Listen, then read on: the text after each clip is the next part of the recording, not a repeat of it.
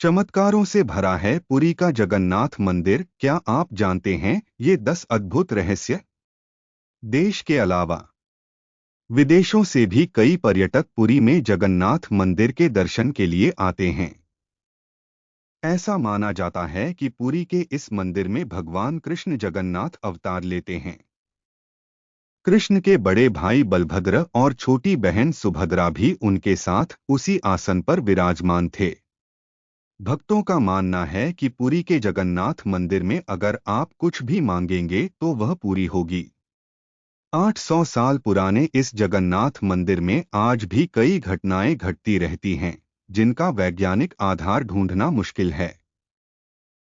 पुरी देश के तीर्थ स्थलों में से एक हॉल जगन्नाथ मंदिर पुरी।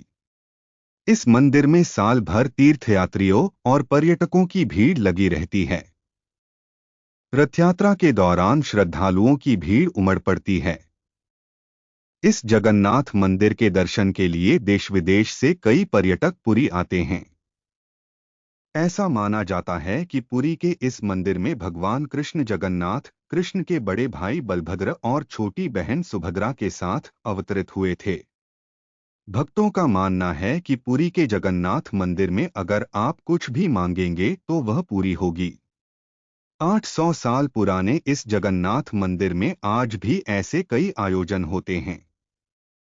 चल रहा है, जिसका वैज्ञानिक आधार ढूंढना कठिन है। संक्षेप में कहें तो पुरी का जगन्नाथ मंदिर चमत्कारों और रहस्य से भरा हुआ है। पुरी के जगन्नाथ मंदिर की कुछ चमत्कारी एवं रहस्यमय घटनाएं एक नजर में। इसके विपरीत पुरी में जगन्नाथ मंदिर लगभग 45 मंजिला घर जितना ऊंचा है। उस मंदिर के शीर्ष पर एक ध्वज लगा हुआ है। आश्चर्यजनक बात यह है कि हवा हमेशा विपरीत दिशा में चलती है। झंडा फहराता है। हर साल मंदिर का पुजारी शिखर पर चढ़ता है और झंडा बदलता है। लेकिन हवा के साथ झंडे की दिशा नहीं बदलती। मंदिर की छाया नहीं दिखती। जगन्नाथ यह मंदिर लगभग 4 लाख वर्ग फीट क्षेत्र में फैला हुआ है और 214 फीट ऊंचा है। हालांकि इस मंदिर के शीर्ष से कोई परछाई दिखाई नहीं देती है, जो सामान्य विज्ञान से मेल नहीं खाता। मंदिर के ऊपर पक्षी उड़ते नजर नहीं आते। किसी भी ऊंची इमारत या मंदिर के ऊपर पक्षियों का उड़ना आम बात है, लेकिन पुरी के जगन्नाथ मंदिर के शिखर पर कभी भी कोई पक्षी बैठा हुआ नहीं देखा गया है। चक्र दिशा जगन्नाथ मंदिर के शीर्ष पर एक चक्र लगा हुआ है। आश्चर्य की बात तो यह है कि जो भी व्यक्ति इस चक्र को किसी भी कोण से देखता है, चक्र उसकी ओर ही घूमता हुआ प्रतीत होता है। अधिक आश्चर्य की बात यह है कि पहिए का वजन लगभग 1 टन है। 12वीं शताब्दी में जब मंदिर का निर्माण हुआ था, तब इसे शिखर पर रखा गया था। लेकिन उस समय तकनीक इतनी उन्नत नहीं थी। नतीजतन इस बात पर संदेह है कि इतनी भारी साइकिल शिखर पर कैसे रखी गई। चक्र दिशा जगन्नाथ मंदिर के शीर्ष पर एक चक्र लगा हुआ है। आश्चर्य की बात तो यह है कि जो भी व्यक्ति इस चक्र को किसी भी कोण से देखता है, चक्र उसकी ओर ही घूमता हुआ प्रतीत होता है। अधिक आश्चर्य की बात यह है कि पहिए का वजन लगभग 1 टन है। 12वीं शताब्दी में जब मंदिर का निर्माण हुआ था, तब इसे शिखर पर रखा गया था। लेकिन उस समय तकनीक इतनी उन्नत नहीं थी। नतीजतन इस बात पर संदेह है कि इतनी भारी साइकिल शिखर पर कैसे रखी गई। लकड़ी की मूर्ति हर 8, 12 और 19 साल में पुरी मंदिर की मूर्ति बदल गई।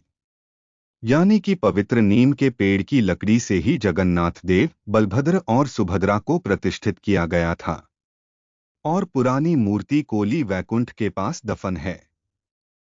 आश्चर्य की बात यह है कि जगन्नाथ देव के नवक्लेबर के लिए चुने गए पेड़ को मंदिर अधिकारियों द्वारा नियुक्त कर्मचारियों द्वारा 21 दिनों तक गुप्त रूप से काटा जाता है।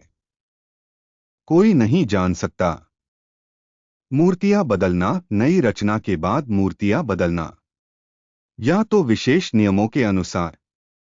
आंखों पर पट्टी बांधे, हाथ में दस्ताने पहने जगन्नाथ मंदिर के वरिष्ठ पुजारी ने मूर्ति बदल दी।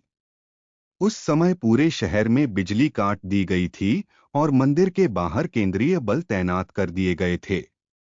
ऐसा कहा जाता है कि अगर कोई इस रूपांतरण को देख लेता है तो उसे भारी नुकसान हो सकता है और उसकी आंखें भी जा सकती हैं। महाप्रसाद की तैयारी, पुरी का जगन्नाथ मंदिर।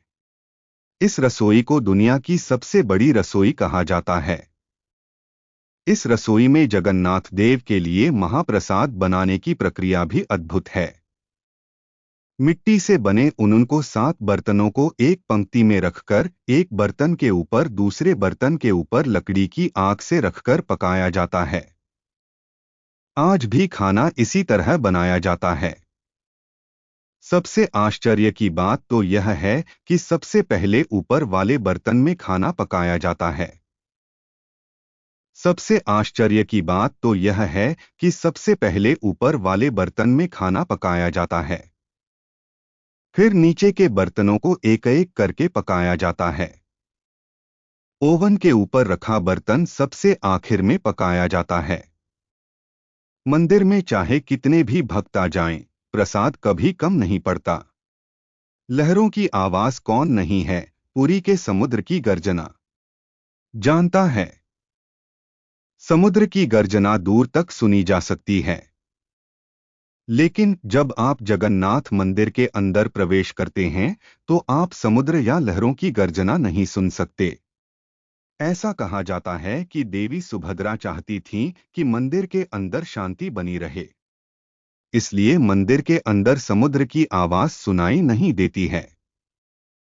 हवा की गति, आमतौर पर तटीय क्षेत्रों में हवा दिन के समय समुद्र से जमीन की ओर और रात में जमीन से समुद्र की ओर चलती है। लेकिन पुरी के जगन्नाथ मंदिर के पास दिन और रात के समय हवा विपरीत दिशा में चलती है, जिसका कारण पता नहीं चल पा रहा है।